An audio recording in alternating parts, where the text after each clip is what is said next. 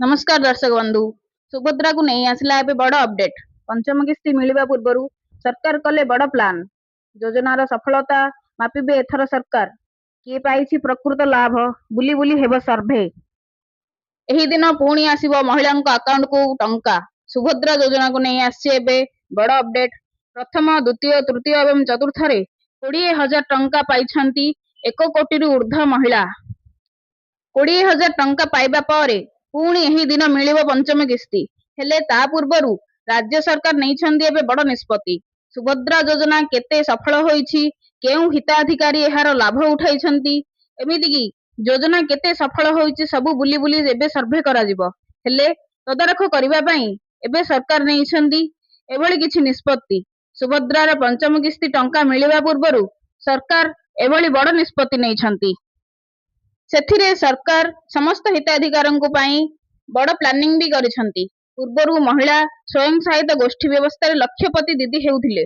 सेहीपरि सुभद्रा हिताधिकारीଙ୍କ भितरु उपयुक्त योग्यता थिबा महिला उद्योगी होई पारिबे।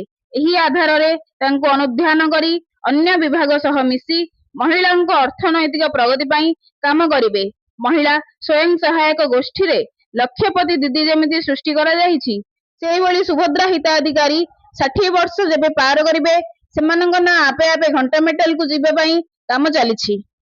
सेहीपरि कथा आछि जे सामाजिक सुरक्षा विभाग एहीपरि एहा उपरे काम करूछि।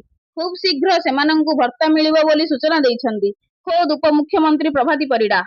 ता सहित सुभद्रा योजना केते लाभकारी होईछि, केउ केउ महिला हिताधिकारी एथिरे लाभ पाइछंती ओ केउ केउ मानंक नाम कटिछि, एमिति कि सरकारंकर एही योजना केते सफल होईछि सबु सर्वे करबाकू सरकार नैछंती बड़ निष्पत्ति।